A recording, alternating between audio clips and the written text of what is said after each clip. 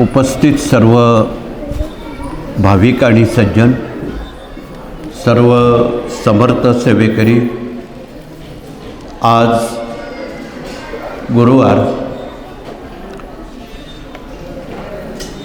दूरवरून आपल्या समस्या निवारण करण्यासाठी स्वामींच्या चरणावर नतमस्तक होऊन आशीर्वाद घेण्यासाठी आपला बहुमोल वेळ खर्ची घालून आपण सर्वजण इथे उपस्थित झालेले आहात. गेल्या काही तासांपासून आपण सकाळी सामुदायिकरित्या श्री स्वामी चरित्र सारामृताचं सामुदायिक पारायण केलेलं आहे. खात्री आहे की ही निश्चित ऊर्जा आपणाला घरपोच तर देता येईल, परंतु निर्माण होणाऱ्या ज्या अनंत मानवी समस्या आहेत त्या समस्येतून आपली सुटका होईल. आणि हयात जर आपण स्वामींचे सेवेकरी झालात तर पुढील जीवन चिंतामुक्त दुःखमुक्त झाल्याशिवाय राहणार नाही. म्हणून मगाशी आमच्या वकील साहेबांनी आपणाला हात वरती करायला लावले की ज्यांना सेवेकरी व्हायचं आहे त्यांनी हात वरती करा. थोडेसेच हात वरती आले होते. याचा अर्थ जास्त जण सेवेकरी आहेत आणि कमी जणांना सेवेकरी व्हायचं आहे असा अर्थ त्यातून निघतो. हरकत नाही. आत्ता जे हात वरती आहे त्यांना मनापासून धन्यवाद आहेत की पुढील भावी जीवन दुःखमुक्त चिंतामुक्त आणि निरोगी जीवन आदर्श नागरिक आदर्श सेवेकरी होण्यासाठी ही सेवा पुरेशी आहे. म्हणून आपण पुरुष वर्गानं गुरुवार उपवास हयात करावा. भगिनींनी कुलस्वामिनीची सेवा म्हणून मंगळ किंवा शुक्रवार उपवास करावा. आयुष्यभर आपले कुलधर्म कुलाचार यात विसर पडू देऊ नये. उलट पुढील पिढ्यांपर्यंत हे कुलधर्म कुलाचार पोचवावेत. वर्षातून एकदा तरी कुलदेवतेला जाऊन त्याच्या मुख्य स्थानावर सन्मान करावा. महाराष्ट्र राज्याच्या वाट्याला 4 शक्तिपीठं आलेली आहेत. पैकी त्या आपल्या कुलदेवता आहेत. उत्तर महाराष्ट्राच्या सरहद्दीवर सप्तशृंग अति जागृत आणि अतिशक्तिशाली पीठ आपली वाट बघत आहे. आपल्याला ऊर्जा देत आहे. आपणाला समस्यामुक्त करत आहे. बऱ्याच कुळांची कुलस्वामिनी सप्तशृंग आहे. बऱ्याच कुळांची कुलस्वामिनी महालक्ष्मी कोल्हापूर आहे. बऱ्याच विशिष्ट काही आडनावं आपल्या क्षात्रधर्मात दिलेली आहेत. त्यांची कुलस्वामिनी कोल्हापूर आहे. बऱ्याच कुळांची कुलस्वामिनी तुळजापूर आहे मराठवाड्यात. बऱ्याच कुळांची कुलस्वामिनी माहूर आहे. ह्या आपली पैकी कुलस्वामिनी कोणती हे आपण क्षात्रधर्मातून समजून घ्यावं. हा क्षात्रधर्म 400 वर्षापूर्वी प्रत्यक्ष छत्रपती शिवरायांनी विस्कटलेली घडी दुरुस्त करण्यासाठी हा पहिला प्रयोग त्यांनी महाराष्ट्रात केला आणि लाखो कुटुंबियांना सुटकेचा श्वास सोडून हे हिंदवी स्वराज्य मानवजातीसाठी सिद्ध करून दाखवलं. म्हणून त्यांना आई भवानीनं सदेह स्वरूपात येऊन कोणतं बक्षीस दिलं हे तुम्हाला माहीत आहे. जी तलवार दिलेली होती ती हिंदवी स्वराज्य टिकवण्यासाठी होती. हे आपणा सर्वांना विदित आहे. म्हणून आपण वर्षातून एकदा तरी आपल्या कुलस्वामिनीला जाऊन तिला भजावं, तिचा सन्मान करावा. तोपर्यंत मागाशी आमच्या वकिलांनी सांगितलं की 100 पाठ जर आपण दुर्गा सप्तशतीचे केले तर या 2 सेवा होतील.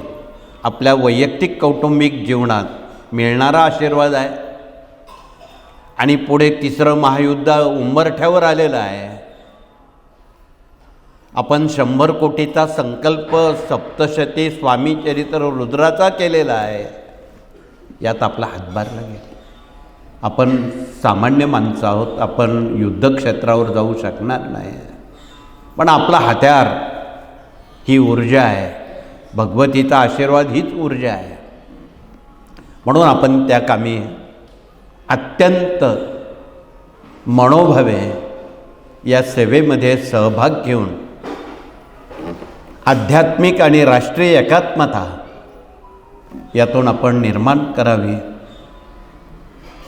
तसंच हे झालं कुलदेवतेच्या बाबतीत. तिच्या मुख्यस्थानावर जाताना तिला हिरवी साडी, हिरवा खण, ओटीचं सामान, पुरणाचा नैवेद्य आपण वर्षातून एकदा तरी करावा. खंडोबा हे विश्वाचे शंकर आहेत, पिताश्री आहेत. महाराष्ट्रात त्यांना खंडोबा म्हणतात. ते आपले पिताश्री आहेत. त्यांच्याही मुख्य स्थानावर जाऊन वर्षातून एकदा तरी एक धोतरपान, एक उपरणं, 1.25 पाव हळद, कांद्या वांग्याचं भरीत, पूर्णा वरणाचा नैवेद्य वर्षातून एकदा तरी. त्यांना अनेक वेळा करायचं असेल त्याबद्दल म्हणायचं नाही, पण वर्षातून एकदा तरी सामान्यातला सामान्य माणूस करू शकतो.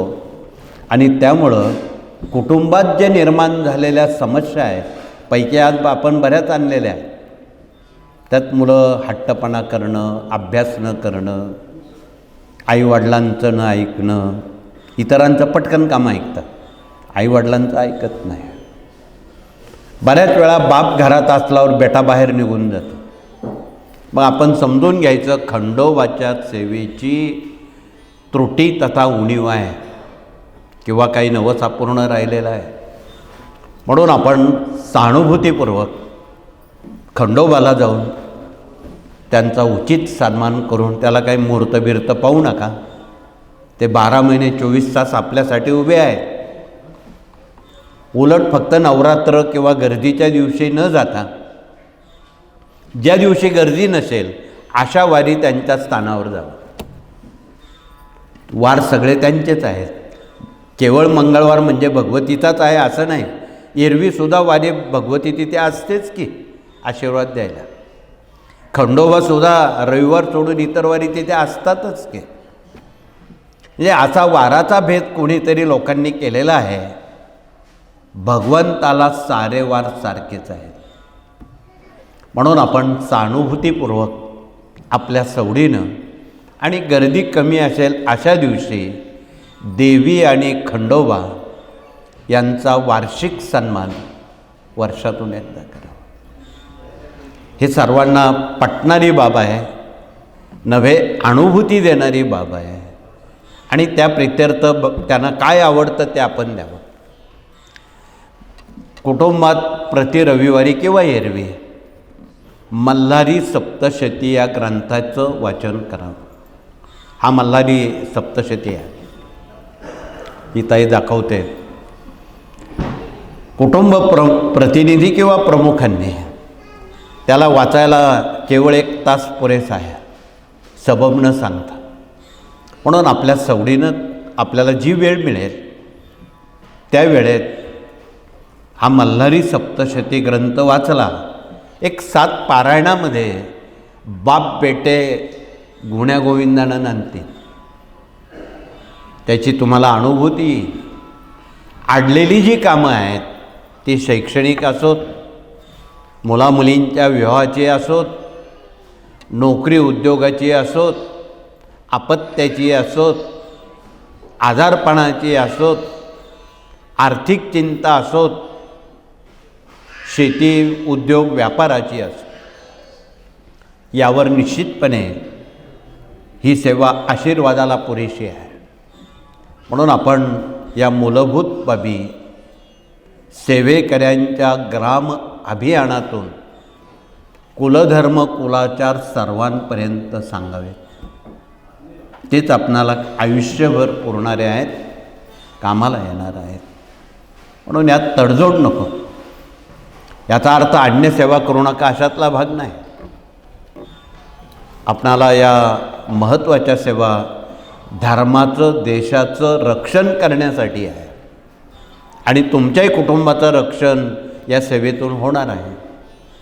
या सर्व बाबी साध्य होणाऱ्या या कार्यातून गाव तेथे केंद्र आणि घर तेथे सेवेकरी जर घडवला तर देश एक संघ एक संत राहील.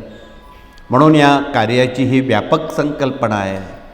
यातून राष्ट्रीय एकात्मता, आध्यात्मिक एकात्मता यातून निर्माण व्हावी, आदर्श नागरिक, निर्व्यसनी पिढी निर्माण व्हावी, हा खरा तर या कार्याचा मुख्य उद्देश आहे. म्हणून इथे दर गुरुवार रविवार स्वामींचा हा जनता दरबार भरवला जातो आणि या जनता दरबारातून असंख्य भाविक आपल्या समस्या पेपरवर मांडत असतात आणि केवळ तोंडी न बोलता त्यावर लेखी उत्तर आणि लेखी सेवा देण्याचा प्रघात आणि पूर्वपरंपरेनुसार या स्वामी कार्याचे युगप्रवर्तक आणि परमपूज्य दादांचे गुरु नारायणदासजी पेटले महाराजांनी ही प्रश्न उत्तर आणि दरबार संकल्पना सुरू करून 100 वर्ष उलटलेली आहे.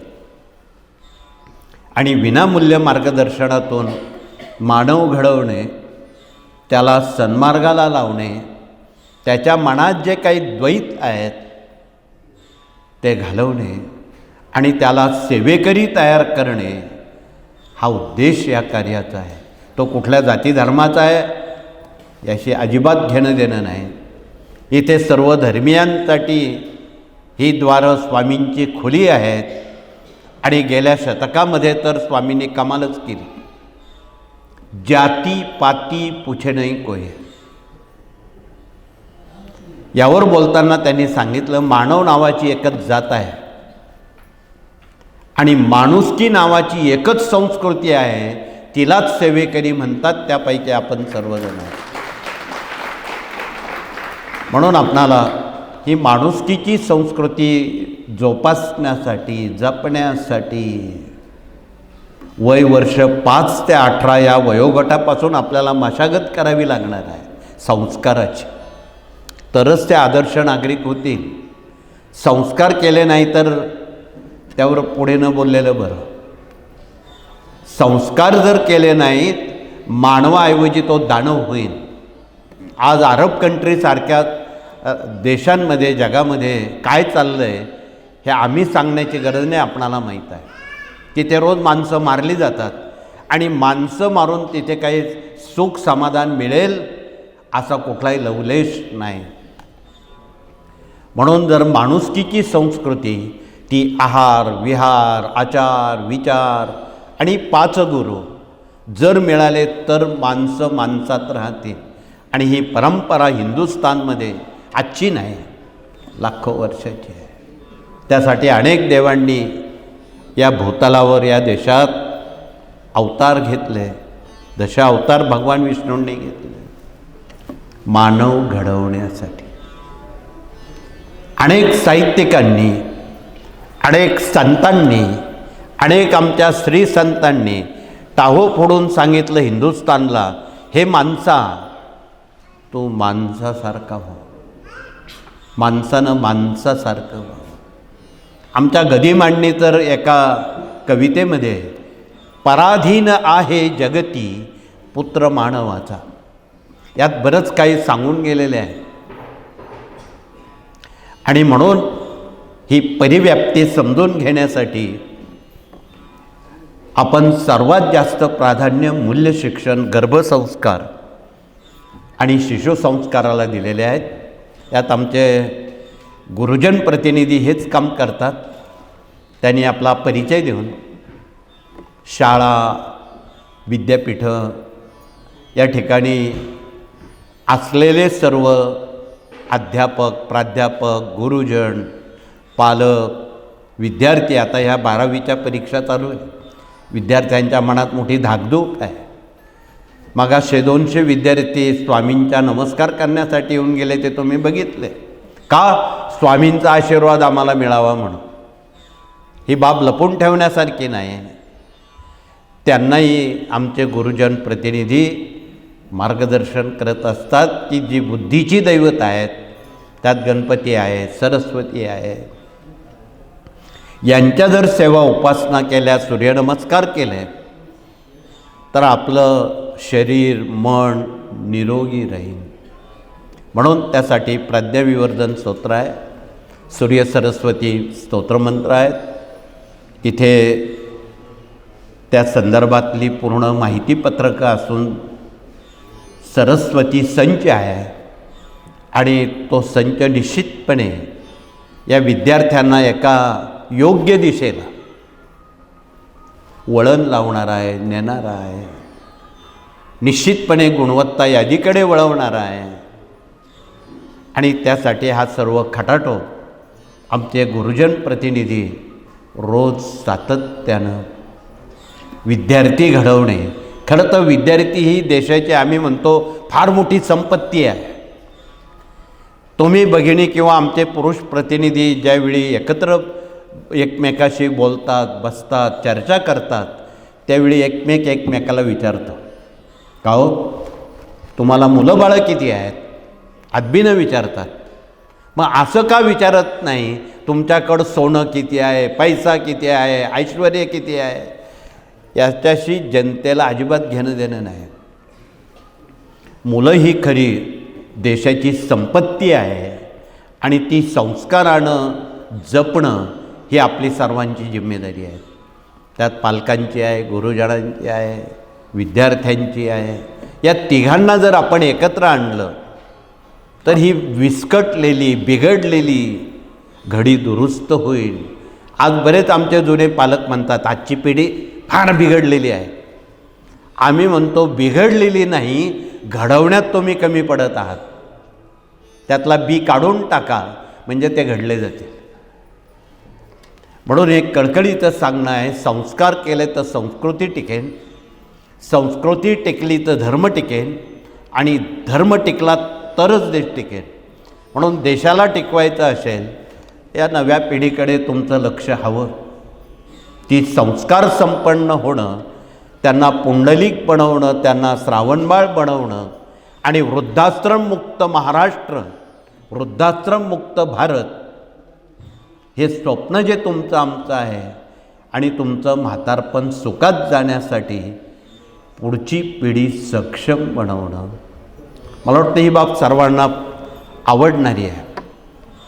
त्यासाठी आपली सवड असणं आवश्यक आहे. म्हणून या विचाराचं एक धर्मचक्र आमच्या गुरुजनांनी गावोगावी, घरोघरी, देशविदेशात पोचवण्याचं प्रयोजन केलेलं आहे. आज 7 समुद्रापलीकडे या विभागाला खूप मागणी, उलट आपण कमी पडत आहोत. म्हणून आजची नवी पिढी या देशाचे आदर्श नागरिक, निर्व्यसनी पिढी आणि आदर्श सेवेकरी बनणं हे एक फार मोठं आव्हान आहे आणि हे आपण स्वीकारावं. अन्य काही नाही करता आलं तर चालेल. नवी पिढी घडवलीच पाहिजे, त्यांना सन्मार्गाला लावलंच पाहिजे.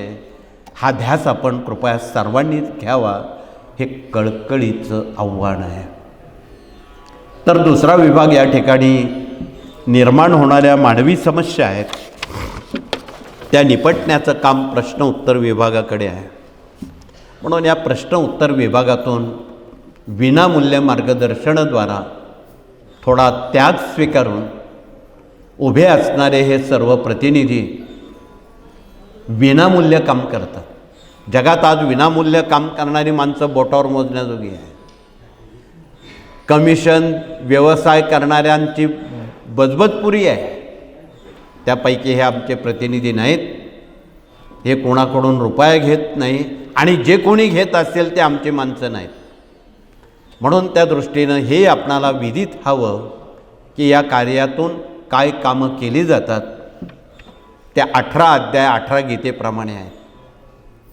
म्हणून आपणाला कळकळीत निवेदन आहे की आज जनतेमध्ये प्रचंड अशांतता आहे, प्रचंड समस्या आहेत. समस्येने आभाळ फाटलेलं आहे. ते शिवायचं कोणी आणि किती हा प्रश्न आहे. म्हणून गाव तेथे केंद्र आणि घर तेथे सेवेकरी झाले तर फाटलेलं आभाळ प्रत्येकाला आपल्या कुवतीनुसार शिवता येईल आणि विस्कटलेली घडी आपणाला जोडता येईल. तर पुढचा विभाग, विवाह मंडळ प्रतिनिधी आलेले आहेत. त्यांनी आपला परिचय देऊन, आज सर्वात अवघड गोष्ट मुलामुलींचे विवाह, सर्वात अवघड. पालक हातबल झालेले आहेत, चिंतातूर झालेले आहेत. आणि योग्य वयात जर मुलामुलींची विवाह झाली तर पुढील अनर्थ टाळतात हे तुम्हाला माहीत आहे. म्हणून हे सर्व अनर्थ टाळायचे असतील तर उचित वयात, सज्ञान वयात मुलामुलींची विवाह अपेक्षित आहे. तेही बिना हुंड्यानं, बिना सोन्या नाण्यानं, अति अल्प खर्चानं आणि साखरपुड्यात जर केले तर बराचसा खर्चही टळेल. मधले जे काही फाटे आहेत ते बंद होतील. आणि गेल्या 70-80 वर्षात या कार्यातून जी विवाहाची एक पद्धत अवलंबलेली आहे ती जर आपण स्वीकारली तर गेल्या 70 वर्षात आज तगायत महाराष्ट्रामध्ये एकही घटस्फोट फारकती झालेल्या नाहीत.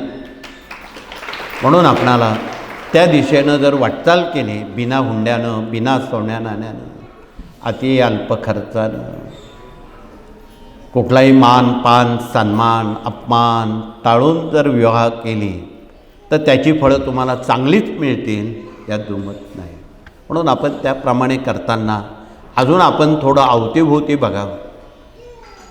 ते असं की ज्या कुटुंबात आत्महत्या झालेल्या आहेत त्यांच्या मुलामुलींची विवाह कोण करेल? तर देशाचं संरक्षण करणारे शहीद जवान, सरकार काही त्यांच्या मुलांचे लग्न लावणार नाही, ते आपल्यालाच करावी लागते. समसकाला पाहू या उक्तीप्रमाणे आपण उद्योजकांपर्यंत पोचावं. अनेक उद्योजक स्वतःच्या मुलामुलींच्या विवाहासाठी करोडो रुपये खर्च करतात.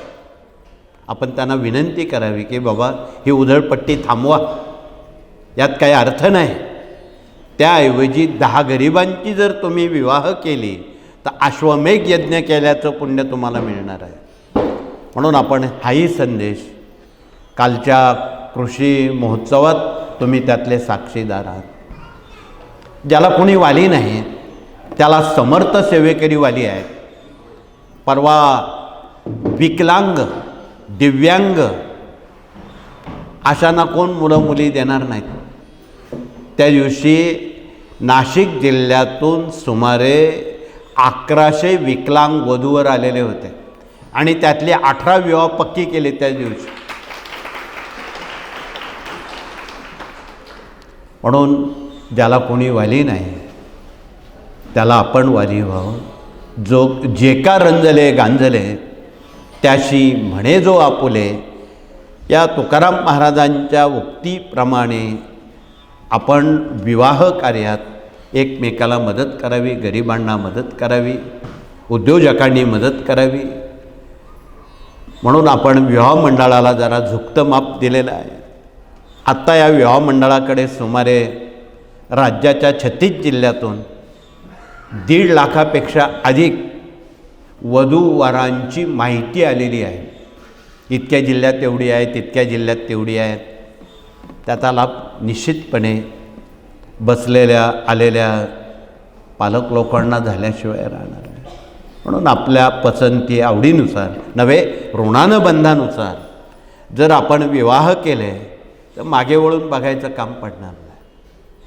म्हणून आपण यात आपली विचारसरणी पुढे न्यावी आणि प्रत्येक गावी विवाह मंडळं उभी करावी. जे निवडून आलेले लोक आहेत वेगवेगळ्या निवडणुकांमधून, त्यांच्यावर ही जबाबदारी द्यावी की तुम्हाला जर गावाचा विकास करायचा असेल तर तुम्हाला जनतेत मुलामुलींची विवाह विनामूल्य करावी लागतील. ज्या अनिष्ट चाली, रीती, प्रथा, परंपरा त्या थांबवाव्या लागतील. हे तुम्ही अगदी बुद्धिपुरस्कार त्यांच्यापर्यंत सांगा. हे कळकळीचं आव्हान आहे. खोट्या गोष्टी त्या फार काळ टिकत नसतात. म्हणून आपण या पद्धतीनं जनतेसमोर हे विचार पोचवावेत, तरच आपल्याला विवाह मंडळं यशस्वी करता येते. तर पुढचा विभाग इथे कृषी प्रतिनिधी आलेले आहेत. शेतीतील अनास्था दूर करण्याचं काम, तिचं आधुनिकीकरणाला पुढे न्यायचं असेल तर माती परीक्षण, पाणी परीक्षण, अनेक बाबींचा तुटवडा आहे. सरकारनं काही लोकांना लाडून ठेवले, फुकट धान्य, फुकट पगार द्यायचं, शेतात कोणी कामाला येत नाही. या साऱ्या बाबींवर या शेतीतून विचारमंथन केलेलं आहे. आणि या विचारमंथनातून आपणाला पूर्वस्थितीवर आणण्यासाठी काही कंपन्या वेळोवेळी बोलवतो की शेतकऱ्यांच्या मुलांना कोणी नोकऱ्या देत नाही, कोणी पायावर उभं करत नाही, नोकरी नाही म्हणून छोकरी कोणी देत नाही. अशा अनेक अडचणी शेतकरी कुटुंबात आहेत. म्हणून आपण त्यांचं वाली व्हावं आणि शेतकऱ्यांसाठी झुकतं माप या कार्यानं दिलेलं आहे. म्हणून आपण प्रत्येक गावोगावी, तालुका, जिल्हा स्तरावर कृषी मेळावे घ्यावेत आणि अनेक कंपन्या त्या शेतकऱ्यांच्या मुलांना उभारी देण्याचं काम, सहकार्य करण्याचं काम, त्यांना पायावर उभं करण्याचं काम करण्याची हमी घेतलेली आहे. त्यामुळं त्याचा खूप चांगला परिणाम मागच्या वर्षी 4,500 मुलामुलींना नोकऱ्या मिळाल्या, पायावर उभं करण्याची संधी कंपन्यांनी दिली. आणि याही महोत्सवात 7,000 मुलामुलींना कंपन्यांनी स्वीकारलेलं आहे आणि त्यांना पायावर उभं केलेलं आहे. हा आकडा जरी लोकसंख्येच्या दृष्टीनं कमी आहे, परंतु हळूहळू तो वाढेल आणि आपणाला निश्चितपणे त्या दिशेनं वाटचाल करता येईल. म्हणून कृषीचे जेवढे जेवढे कार्यक्रम जिथे जिथे होतील तिथे तिथे आपण सर्वांनी सहभाग घ्यावा, सहकार्य करावं. हे आपलंच काम आहे अशी सहानुभूती आपण मनोमनी जाणावी, हे कळकळीचं आव्हान आहे. यावर खूप बोलता येईल, परंतु वेळेची बंधन आहे. तर पुढचा विभाग, इथे डॉक्टर लोक आलेले आहेत आणि इथे प्रति गुरुवार रविवारी कमीत कमी 100 लोक तरी कॅन्सरचे येतात. आजही सकाळी बरेच होते. त्यांच्यासाठी आपणाला काही करायचं आहे. करायचं आहे म्हणजे नेमकं काय करायचं? हा दवा आहे त्यांच्यासाठी. बिना ऑपरेशन, बिना शस्त्रक्रिया, बिना वेदना, बिना केमो हा दवा उपलब्ध आहे. आणि कॅन्सरमुक्त जीवन या दव्यानं आपणाला दिलेलं आहे.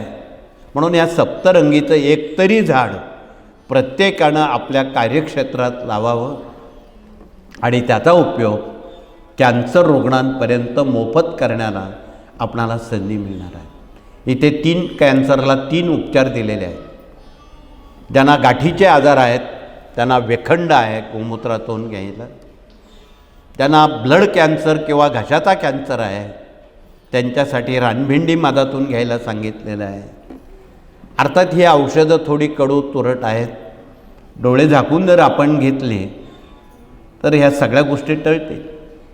म्हणून आपण या बाबींकडे जनतेला वळवावं. अत्यंत सोप्या पद्धतीत आजारावर उपचार या दव्यानं दिलेला आहे.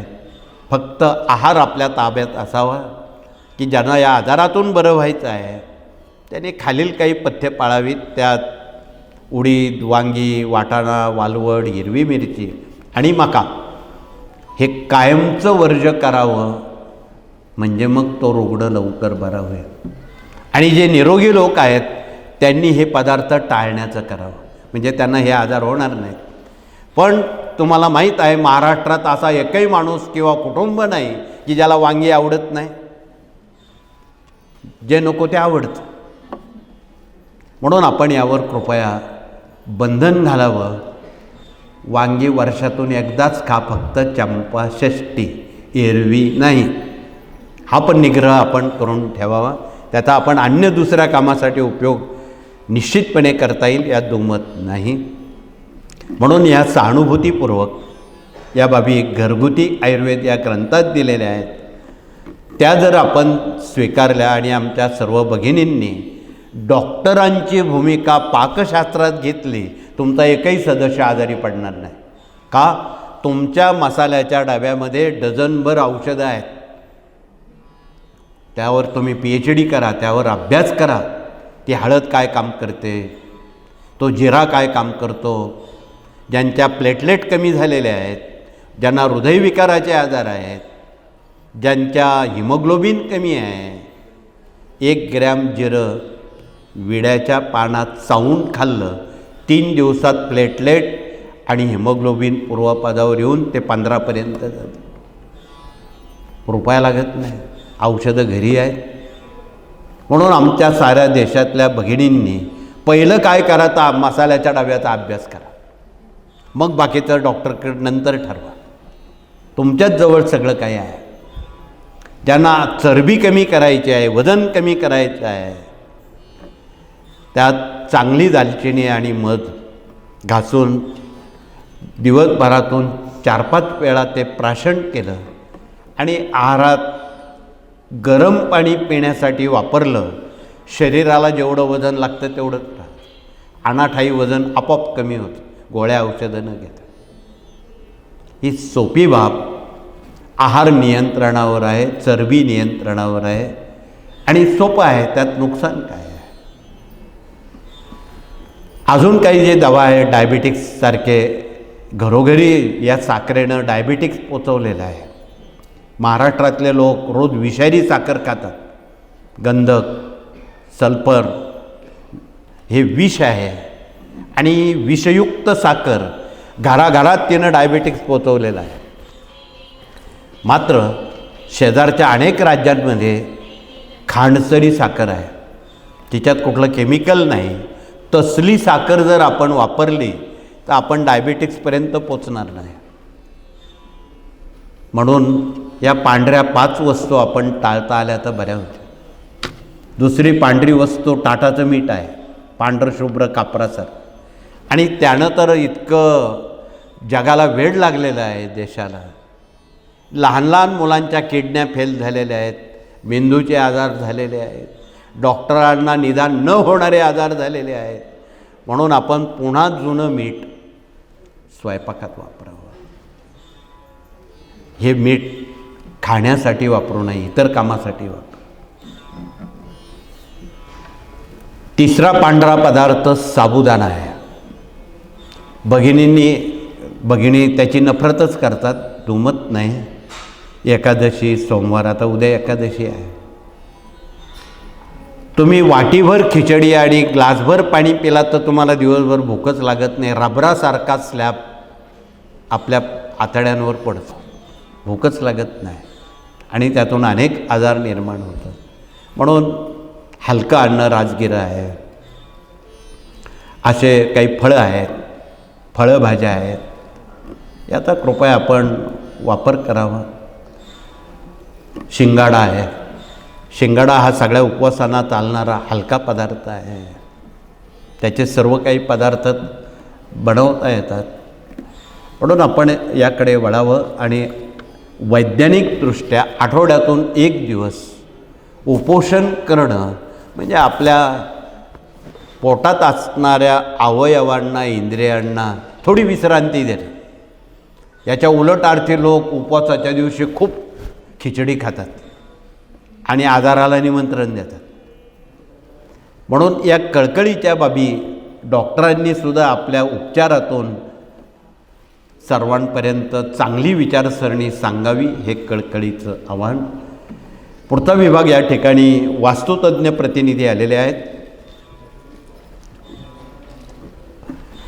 वास्तू पण टिकवायचं असेल तर बंद पडलेली घड्याळं, फुटलेली भांडी, तुटलेल्या चपला, फाटलेले कपडे, किचनला काळ्या रंगाचा दगड फार मोठा धोकेदायक आहे. इथे बसलेल्या ज्या भगिनींच्या किचनला काळा दगड कडप्पा लावलेला आहे, त्यांनी हात वरती करावेत, म्हणजे आम्हाला उपचार सांगता येते. धन्यवाद. घाबरून जाऊ नका. घरी गेल्यावर पिवळा किंवा पांढऱ्या रंगाचा ऑइल पेंट जर त्या दगडाचा रंग बदलवला, तुमचे आजार संपले. कारण हा घरात दगड आला, मान, पाठ, मणक्याचे, गुडघ्याचे सारे विकार आणि दवाखाना सुरू होतो आणि डोक्यावर कर्ज वाढतं. म्हणून अत्यंत सोप्या पद्धतीत तोडफोड न करता आपणाला ही उपाययोजना कदाचित मान्य होईल आणि त्याप्रमाणे आपण करावं. अधिक माहिती उभे असणारे वास्तुतज्ञ प्रतिनिधी आपणाशी दिवसभरासाठी समुपदेशन करतील. तर पुढचा विभाग कायदेशीर सल्लागार, वकील आणि न्यायमूर्ती आलेले आहेत. त्यामध्ये वैयक्तिक, कौटुंबिक, सामाजिक जीवन, पारमार्थिक जीवन याचा मेळ घालण्याचं काम, ज्यांच्यावर अन्याय झालेला आहे त्यांना न्याय मिळवून देण्याचं काम आणि वेळोवेळी या सर्वांना एकत्र आणून कायदेशीर मार्गदर्शनाची बाब यांनी स्वीकारलेली आहे. कृपया आपण यांचं मार्गदर्शन आपण घ्यावं. तर पुढचा विभाग प्रशासकीय कामकाज आणि प्रशिक्षण प्रतिनिधींसमेत इतर प्रतिनिधी आलेले आहेत. त्यामध्ये स्वयंरोजगार प्रतिनिधी, पर्यावरणपूरक प्रतिनिधी, माहिती तंत्रज्ञान प्रतिनिधी, पशुगोवंश प्रतिनिधी, युवा प्रबोधन प्रतिनिधी, देश विदेश अभियान प्रतिनिधी, याज्ञिकी प्रतिनिधी या सर्व प्रतिनिधींचा समावेश आहे. या कार्याच्या अंतरंगातून ह्या बाबी जनतेला कोण सांगणार नाही. प्रत्येकाला वाटतं स्वामींची मर्जी आपल्यावर झाली म्हणजे गंगेत घोडण आलं, एवढ्यावर चालणार नाही. आपण लोकांचे देणेदार आहोत आणि या कार्यात जे 18 विभाग आहेत ते गीतेतले 18 अध्याय आहेत, ते जनतेला कोण सांगेल. म्हणून आपण सहानुभूतीपूर्वक आपण ते सांगावेत. आगामी पुढील 4 महिन्यात बऱ्याच काही घटनाक्रम मागा वकील साहेबांनी सांगितलं की वादळ आहे, भूकंप आहे, सुनामी आहे, तिसरं महायुद्ध आहे, बरंच काय काय आहे. याला आपणाला सामोरं जायचं आहे आणि याची तीव्रता घालवण्याचं काम आपणाला यातून करायचं आहे. म्हणून हा वादळी ध्वज आहे, भगवा हनुमंताचा आहे, त्याखाली बसून हनुमान चालीसा पठण केला, मोजून 3 मिनिटात वादळ थांबतं. तर हे भूकंप, त्याची तीव्रता कमी करण्याचं काम हे भूकंप यंत्र करतं. त्याचा वापर आपण परकेंद्रनिहाय तथा प्रत्येक गावी मारुती मंदिरात आपण बसवावं. येणेप्रमाणे आपणाला संभाव्य बाबींवर उपाययोजना या कार्यातून सांगितली जाते. तथापि शेवटचा विभाग मराठी अस्मिता आणि भारतीय संस्कृती आमच्या माता भगिनींनी जिवंत आणि समृद्ध केलेला आहे. त्यांनी आपला परिचय देऊन आगामी उद्याच्या 13 फेब्रुवारीला विजया एकादशी आहे, 15 फेब्रुवारीला महाशिवरात्र आहे आणि गुरुपीठावर आपण रुद्रयाग आयोजित केलेला आहे. 16 फेब्रुवारीला सौमोती अमावस्या आहे. 19 तारखेला छत्रपती शिवरायांचा जयंती उत्सव आहे आणि 22 फेब्रुवारीला दुर्ग संवर्धन अभियान आहे. छत्रपतींच्या सर्व किल्ल्यांना सेवेकरी भेटी देऊन त्या ठिकाणी नवपिढ्यांना छत्रपतींचे जीवनादर्श सांगण्याचा प्रयत्न करणार आहेत. तथापि मराठी अस्मितेतून आज अनेक भगिनी 2 प्रश्न घेऊन आलेले आहेत. एक, कुटुंबात निर्माण जी व्यसनाधीनता झालेली आहे त्यावर काय उपाययोजना करावी आणि डोक्यावर कर्ज वाढले त्यासाठी काय करावं, या 2 बाबी घेऊन भगिनी, पुरुष इथे आलेले आहेत.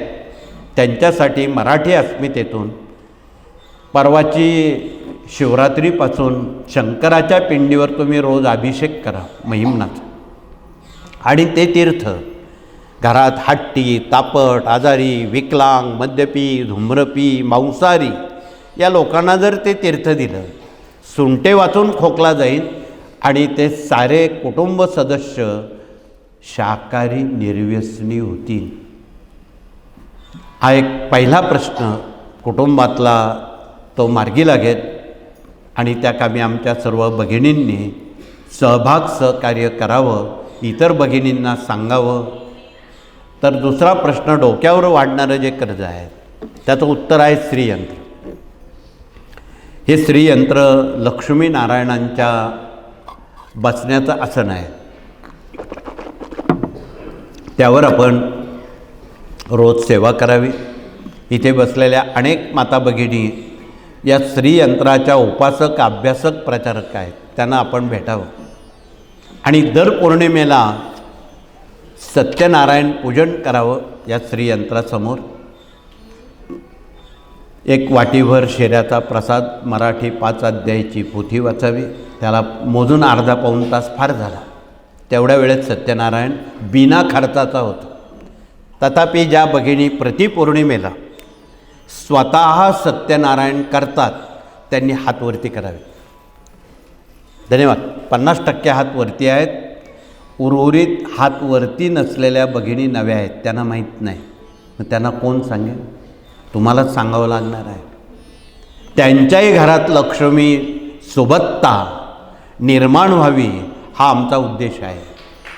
म्हणून आपण कृपया ही सोपी साधी बाब, बिना खर्चिक बाब, वाटीभर शिरा बनवायला साहित्य तुमच्या घरात आहे. त्याला केळीचे खुंट किंवा बाकीचं काही लागत नाही.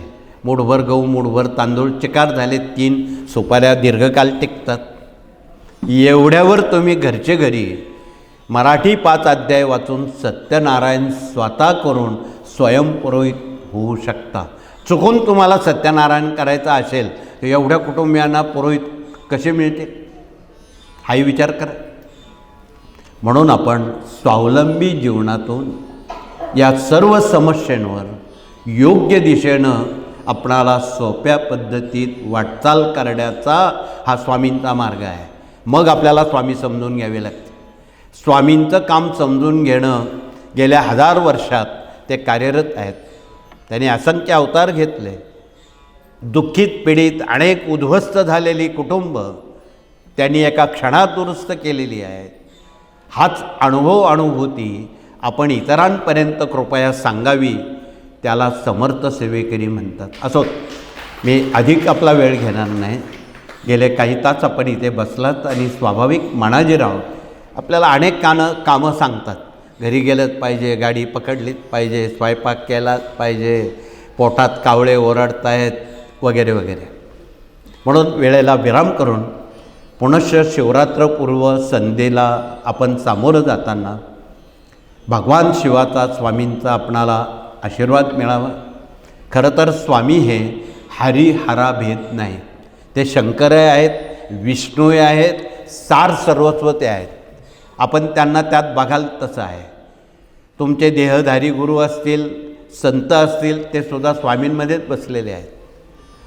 म्हणून त्यांनी हजारो संतांची गुरुपदं घेताना साईबाबांचं गुरुपद घेतलं, शेगावच्या गजानन महाराजांचं घेतलं, श्रीगोंद्याच्या श्री मोहम्मद यांचं गुरुपद घेतलं, शेख मोहम्मदांचं. इकडे नागपूरला ताजुद्दीन महाराजांचं घेतलं, इकडे पुण्यात शंकर महाराजांचं घेतलं, जंगली महाराजांचं घेतलं, टेंबे स्वामींचं घेतलं. कितीतरी 10,000पेक्षा जास्त संत आहेत. यांना एकच सांगितलं, माणूस नावाची एकच जात आहे आणि माणुसकी नावाची एकच संस्कृती आहे. तिला तुम्ही पुढे न्या, त्याला संत म्हणतात. आणि हे काम आमच्या संतांनी केलं. ते काम आपण करायचं आहे. जातपात धर्म हे आपण बाजूला ठेवा आणि स्वामींचं कार्य सर्व धर्मियांपर्यंत कृपया आपण 7 समुद्रापलीकडे पोचवा हा संदेश घेऊन कृपया आपण कामाला लागावं. म्हणजे स्वामींचा आशीर्वाद मिळेल. असोच वेळेला विराम करून आपण हात जोडून प्रार्थना करू.